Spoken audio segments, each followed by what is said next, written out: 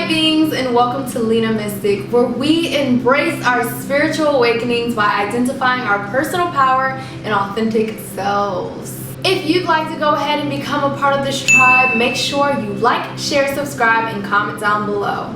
Also, don't forget to turn on post notifications so you can be first to know when I upload a new video. If you have any crazy or relating stories, go ahead and send me an email at letters2lenamystic@gmail.com. That's letters, the number 2, lenamystic@gmail.com. This video today is about signs that a child you know may be an empath, or even that your child may be an empath. Knowing that your child is an empath will help you to connect to them in a more easy way and just truly understand them as an individual. Empaths are very sensitive, so if you do have an empathetic child, be very understanding of all of those emotions that they may be going through daily. Sign number 1 that your child or a child you know may be an empath is that they cry a lot and they go through a lot of emotions. You may not understand why they're crying or why they connect so vividly to something, but they cry a lot or they just feel things very heavily. They're basically very emotionally invested.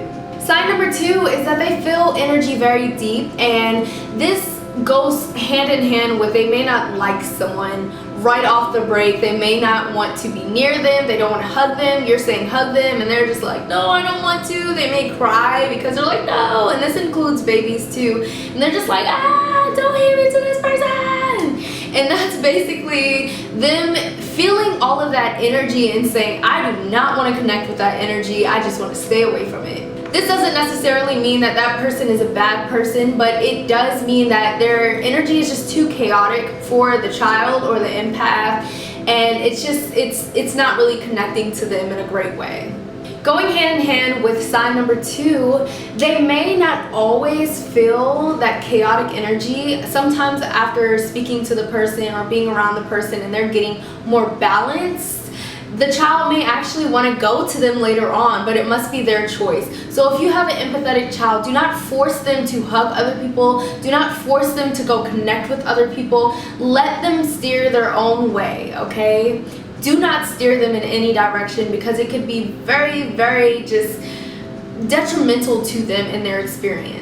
Sign number 3 is they are wise beyond their years. They know about things that you probably didn't even teach them about, or that you would think they wouldn't even know about. Sign number 4 is they're like a vent magnet. A lot of people vent to them, and you even feel comfortable venting to this child. And it's like you feel like they understand you on a different level, or they're just really, really great listeners, and they just connect to you very vividly, emotionally. Sign number 5 is they are a helper, a natural born helper. They always want to help. They always want to do things to help you. Maybe you're taking in the groceries and they feel that you're a little stressed and they're helping you, but all the other kids are tearing up the living room and throwing stuff all over the place, but they want to help you with the stress. They want to help you get through the stress. They don't really want to cause much stress, and it really hurts them when they do cause you stress, because they can feel that energy, and it feels deep down inside of them where they're just like, oh my God, I hurt mommy, I hurt daddy, or I hurt this person and I didn't mean to. But they feel energy very heavily.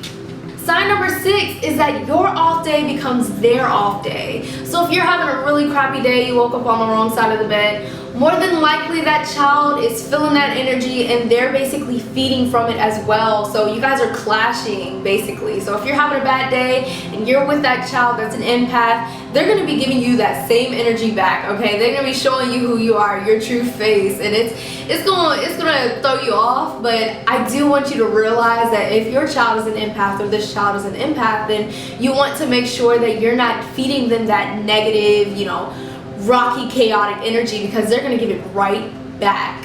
Sign number 7 is quite noticeable. It is they do not like killing anything that includes bugs and spiders, whatever it is. It may freak them out, but they do not want to kill it. Even if they are scared of a bug or something, they may pick it up and take it outside rather than you having to kill it. Or they'll do this and they won't want to see you take care of it or kill it or whatever you're doing with it. Sign number 8 is that they don't really like eating meat. They may pick at their food sometimes, and this includes processed foods. They want to eat more high vibrational foods, which is a lot of fruits and possibly even vegetables, and this will really stand out to you because you're like, kids love chicken nuggets, why are you not eating your chicken nuggets? And they just want apple slices or something like that.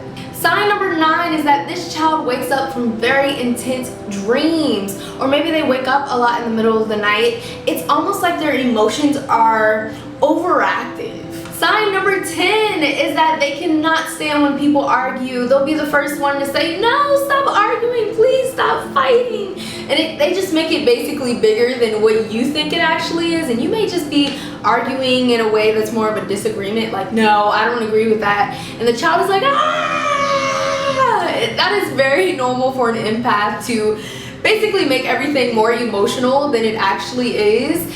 And you just want to be receptive to it, and if they feel that way, just make sure that you're not arguing or having disagreements in front of them, especially as a child, because they're feeling that energy on level 100. And you may be at level 2, but they're feeling it on level 100. So be careful about arguing around children, period, because, you know, I feel like all children are empaths, but there's some that are very, very highly empathetic. For number 10, it's very important to distance yourself as you're arguing or disagreeing so that you're not in front of that empathetic child, giving them your energy.